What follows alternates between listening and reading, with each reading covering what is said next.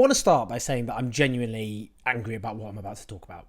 Labour have descended, not so much into the gutter, but the sewer, in a way which, despite all my critiques of Keir Starmer's leadership of the Labour Party, I'm genuinely shocked by.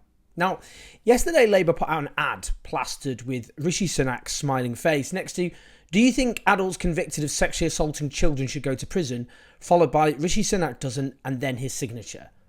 Below that, it notes that under the Tories, 4,500 adults convicted of sexually assaulting children under 16 serve no prison time, adding Labour will lock up dangerous child abusers. Let's just be very clear here. This advert is disgusting. It's absolutely abhorrent. You don't have to be a supporter of Rishi Sunak to find this disgusting. I personally think he's a profoundly objectionable, extremely right-wing politician who's presiding over policies which are catastrophic for the country and the people who live in it. It is objectionable in a number of ways. Whatever I think about Rishi Sunak, and I've done countless videos and columns about him and his policies detailing my views, I obviously do not think Rishi Sunak doesn't want paedophiles to go to prison. And the insinuation here is that he's soft on paedophilia. That's what's supposed to be front and centre in our mind. Now, one of the main far-right conspiracy theories, incidentally, which has circulated over the last few years, suggests that paedophiles are somehow in cahoots with paedophiles. Politicians in cahoots with paedophiles. Now, I don't think politicians should be yelling at each other that they're soft on paedophiles, and I think that's nothing other than dangerous and disturbing. Furthermore, given there's an attempt, it should be said, fostered by the Conservatives and the right-wing media to link Britons of an Asian background to child grooming, based on nonsense. 92% of child grooming gangs are white, according to official statistic.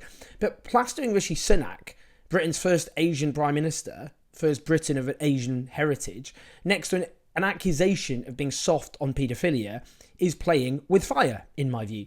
Now, furthermore, the statistics, 4.5 adults convicted of sexually assaulting children serving no prison time, date back to 2010. Now, Rishi Sunak wasn't even an MP till 2015. He was a banker before that. He's only been Prime Minister, it should be said, for a few months. He wasn't an MP when the sentencing guidelines were put in place, and nor did he serve in the relevant departments. In fact, it gets worse, because the Sentencing Council, which sets out sentencing rules, and those rules on sexual assault of children, was set in 2013. And who sat on the Sentencing Council in 2013? It was the former Director of Public Prosecutions, the head of the Crown Prosecution Service, Sir Keir Starmer, who's now leader of the Labour Party. Now, to be clear, Starmer did not draw up those rules. Obviously, he had some input. And I'm not going to start saying Starmer is soft on paedophilia either, because I'm not a completely disgusting human being. Now, the secret barrister on Twitter, an eminent legal professional whose tweets are often looked to when legal issues are being discussed, notes, "I'd be interested to see the data underpinning this. I'd be very surprised if this figure is not substantially accounted for by adults convicted of offences that they committed as children. We see a lot of these due in no small part to, guess what, the record delays. Delays, it should be emphasised, are because of slash and burn cuts, aren't they? It's because of austerity. Our justice system, like much of the rest of the public sphere, is on its knees because they've been shredded by Tory policies." That is a legitimate line of attack, incidentally. Now, the secret barrister notes, adds, "Bear in mind that the sentencing guidelines for sexual assault, which covers assaults on children aged 13 to 16, sexual assault on a child under 13 is a separate offence, do not provide for custody in every single case." Now, what we're talking about here are sentencing rules, which Rishi Sunak doesn't have anything to do with. It's complete nonsense. It's a fiction. It's dishonest. Now, I want to emphasise, again, that I've done, when it comes to Suella Braverman and her disgusting campaign on child grooming gangs, I did a whole video on that in terms of her attempt to link them to Britain's former Pakistani heritage. It should also be noted that the Tories, because the Tories, we know, and this is the point I'm making here, we know they engage in gutter politics. People like myself go on about that all the time. I've been consistent here, though, aren't I? That's the point. Unlike some diehard slavish cheerleaders for Keir Starmer. It's the same with Jimmy Savile. That Jimmy Savile smear against Keir Starmer by Boris Johnson, which people like myself very loudly fought against. I wrote at the time, let's be clear, Boris Johnson trying to pin Jimmy Savile on Keir Starmer is a deceitful and cynical throw of the dice by desperate and amoral national disgrace. I didn't exactly mince my words there, did I? And what is contemptible is now we have an arms race between two political parties who are going to throw the most horrendous, nasty, vicious muck at each other. And that poster, I have to say, that was mocked up by the Labour Party is one of the most gruesome ads that has been put out by any major political party in this country for a very, very long time. Now, Starmer, when he was attacked over Savile, said it was a deliberate slur without any basis in fact. The PM knew exactly what he's doing. It's not about me, it's about the way we conduct our politics. I don't want to see us go down the route that this potentially takes us down. What route is that? What, the gutter? The sewer? Well, that's where you're at, isn't it, Keir Starmer? You don't have a leg to stand on. You can't grandstand about how politics has been debased by the likes of Boris Johnson, which it was for many years, and then put out sickening propaganda like this. And you know what? He has no moral high ground at all of any description. You know, he styled himself as Mr. Integrity and Mr. Honesty. Ill-earned, given he ran a leadership contest to become leader of the Labour Party on a completely false prospectus, where he claimed he was going to unite the Labour Party, keep left-wing policies like nationalisation of utilities, scrapping tuition fees, hiking taxes on the rich, and abandon all of those. So it's ill-earned. But now, even those who were centrists and liberals, because that's the left, fine, got conned. Remainers got conned. He styled himself as Mr. Second Referendum and then whipped his MPs to support Boris Johnson's hard Brexit deal. But all these people who, the people around Keir Starmer did a job on trying to portray him as a kind of cuddly, nice liberal compared to the nasty, mean Corbynistas. This is the sort of politics he exemplifies. You can see it. As Maya Angelou says, when someone reveals himself the first time, believe them. Now, some might go, well, maybe this ad was just put out by some low-ranking, overzealous official. It wasn't. Nonsense. It was retweeted by Deborah Mattinson, by the way, who is Keir Starmer's director of strategy. I'd be interested to know if she was behind this ad, because she's literally in charge of the strategy and is in charge of pivoting the Labour Party further to the right, based on patronising people who live in the so-called Red Wall in Northern and Midland seats as basically a bunch of being a knuckle-dragging Neanderthals who'll lap this sort of stuff up like red meat, which is a smear, frankly, against people who live in those constituencies, or many of them, except for the ones who might lap it up, who are probably not going to vote for the Labour Party in any case, and, will actually respond better to when the Tories respond, knowing full well that Labour has no moral high ground to object. It was shared by several shadow ministers, including Jess Phillips, another pin-up of centrist dads, and Steve Reid, who's the Shadow Secretary of Justice. It ended up getting flagged on Twitter for accuracy. That's the sort of thing that happened to Donald Trump's posts. And frankly, it is the sort of thing you can imagine Donald Trump putting out. Trying to, the Democrats don't want to lock up child abusers. You'd imagine him coming up with that, wouldn't you?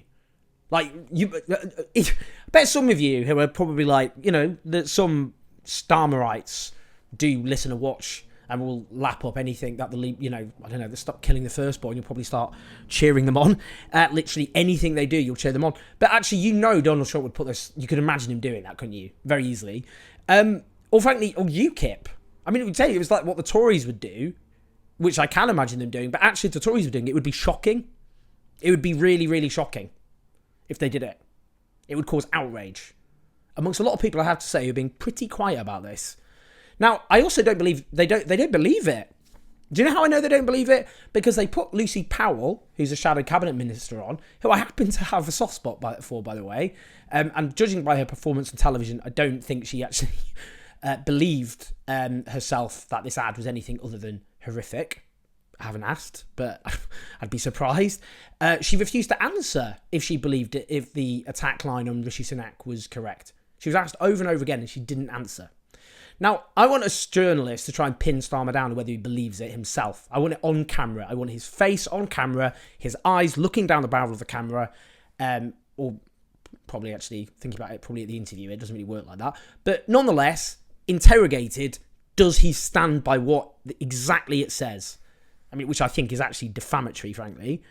Now, we could go on with this attack line. I mean, what if we looked at between 1997 and 2010 and looked at people convicted of child sex offences who didn't go to prison? Would we then legitimately say the same attack on Gordon Brown and Tony Blair?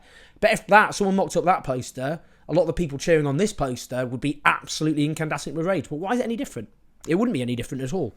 Now, they've actually tried to double down on this campaign with another post, which says, again, Rishi Sunak's face, do you think that an adult convicted of possessing a gun with intent to harm should go to prison? Rishi Sunak doesn't.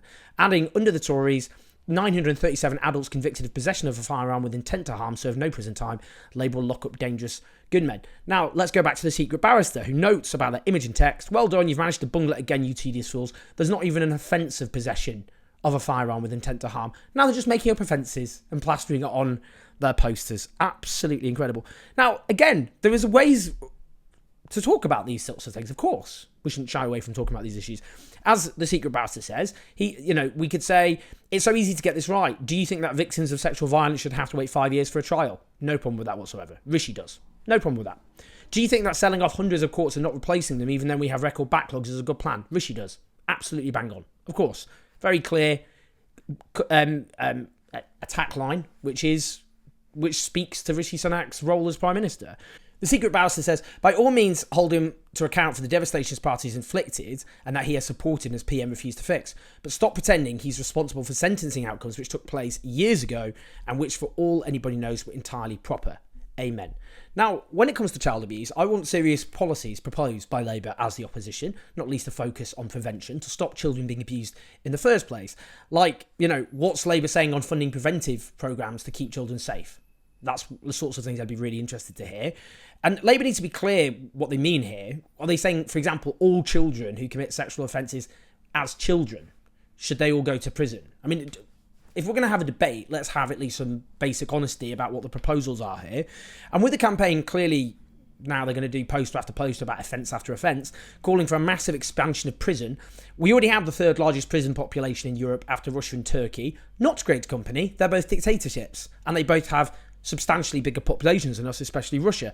So rather than a mass prison building programme, what are they going to do to deal particularly with prevention, stopping crime happening in the first place, and rehabilitation to stop people reoffending and stopping them committing social harms? Now, instead, what we're having is the Labour Party and the Tory Party plunging us not into the gutter, but into the sewer. We can't, as I've said, we can't just say, oh, it's just the Tories poisoning political debate, because they're both at it. And what will happen now is they will compete with each other about how ugly and vicious they can be, and political debate will just become even more of a burning skip than it already is. The next election is going to be disgusting, clearly. Now, Kevin Schofield, who is the Huffington Post political editor and a favoured journalist of the Starmer leadership, spoke to a source who said, Sunak never condemned Johnson when he accused Keir of letting Jimmy Savile off, so fuck him. Lovely, mature stuff. Well, actually, by the way, just to be clear, Sunak did say that he wouldn't have used those words when asked. He didn't condemn them outright. He'd have to have resigned. He should have resigned, I would say. But it's not actually strictly speaking true, that, just to be clear. What's the difference between this and what he says every single week about Starmer votes against tougher sentences, or when he said Keir was the friend of people traffickers? Yeah, it was an obviously disgraceful thing for him to say. So why replicate it?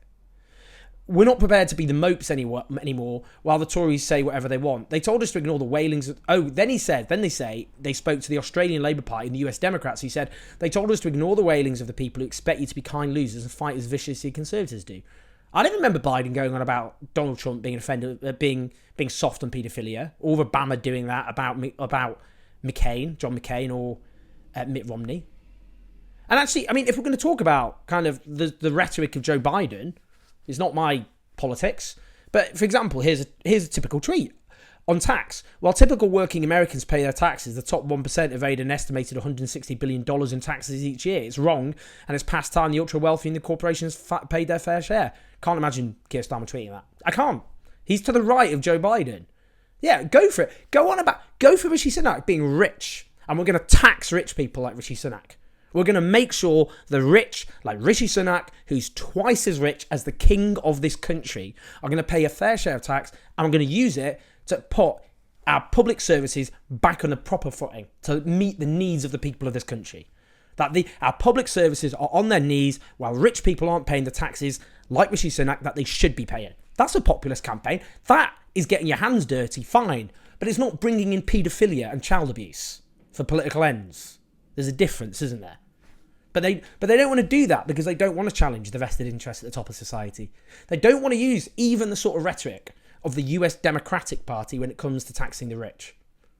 They can't even bring themselves to do that because they oppose redistributing wealth and power, which is why they have to go for this ugliness instead. No, I know the aim is to make, I know this is part of the whole package, isn't it? Make the left angry. We do a shocking poster, and then people like me go, on YouTube and Twitter and social media. Job done. Share the poster. The more they wail, the more they scream, the better for us. That's part of the exercise. I get that. This is how they'll campaign, and this is how they'll seek to govern. They'll keep defining themselves on everything against the left, because that's the only thing they care about. So that's the only thing that makes their heart beat a little bit faster. Not getting rid of poverty, not sorting out the NHS, not making sure that the public services like justice have proper investment in them so they can actually work and function. They don't care about those things. That's not the nitty gritty stuff. They don't care about that. They care about pissing off the left.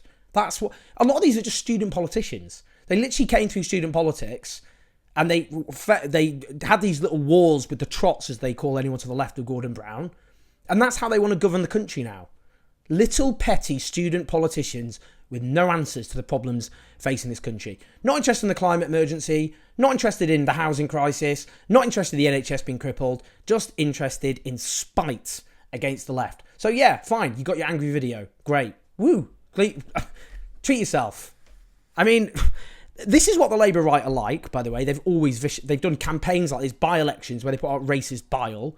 There was one campaign, Phil Wallace, the former Oldham East MP, got kicked out of Parliament because of Islamophobic leaflets arguing the Lib Dems wanted hundreds of thousands of illegal immigrants to have the right to stay, with pictures of Islamist fundamentalists behind him holding "behead those who insult Islam" posters. That's the sort of politics they're going to bring back.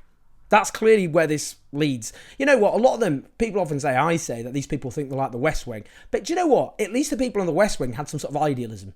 These people don't have anything. And people who founded New Labour were substantial people. These people are just mediocrities. I mean, it is embarrassing that this country is in the state it is, afflicted by more crises than any time put together than the end of the war. And we have such pathetic, low-rate politicians who have no vision and no answers for the country, and instead of just filling the vacuum with this ugly shit. That's where we're at. And as I said, this is how they'll campaign, and this is how they'll govern. Their government, a Labour government under Keir Starmer, they won't tax the rich, but they will clamp down on environmental protesters.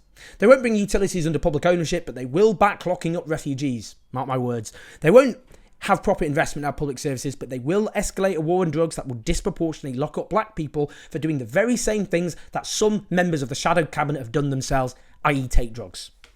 Now, look, I was practically born in the Labour Party. My grandma was a Labour councillor. My parents met canvassing for the Labour Party. My mum gave me a Labour Party membership for my 15th birthday. I voted for the Labour Party under every single leader, from Tony Blair to Keir Starmer. I've campaigned for the Labour Party hundreds of times. I've organised dozens of canvasses for the Labour Party all over the country. I cannot, with a straight face, tell you to vote for these people. Of course I can't. I will keep saying vote against the Conservatives. Keep using my platform to focus my fire on the government. But all of these people, all of the people who run both major political parties, are wretched, vicious, nasty, mean people. They're not people who care about the country. They're not motivated by public service or duty. They're motivated by power for the sake of it. And they will do anything and everything to get there. And when they get there, they won't have a clue about how to solve the problems that actually affect us. That's what's going to happen. Like, they're going to enjoy the way up. Of course they are. But they're thrilled. The Tories have imploded. They can pretend they did that the reason that Labour have a poll lead is because of things Labour did. No, it isn't. It's because the Tories have destroyed themselves. But what's going to happen when they get there with their vicious, squalid little campaigning, and then political reality suddenly beckons and they've got to actually deal with the problems of this country? I think it's going to be a pretty bitter harvest for them, to be honest with you. So no, I'm not going to tell you to vote for these people, these clowns, these horrible people. Not going to happen. Can't do it in good conscience. I'll just say, vote against the Conservatives, vote whoever you think, you know, however your own conscience dictates you should vote against the Conservatives. But, yeah. I just can't, with a straight face, urge anyone to support these people. I don't ask for much, you know. I just want a Labour Party which is run by people who are driven by the right reasons, who have answers to the problems facing this country, like the housing crisis, the crisis of the NHS, poverty, injustice, The fact that younger people don't have a better lot of life than their parents. That there are 1.9 million pensioners still in poverty. I just want problems where they're competent, that they can, yes, get a message across that reaches and appeals to a broad range of people. That's all I ever wanted. Instead, we end up with this rabble. Okay, that was a long rant, but I think it was necessary. Please like, subscribe, and do support us on patreon.com/OwenJones84. I will see you soon.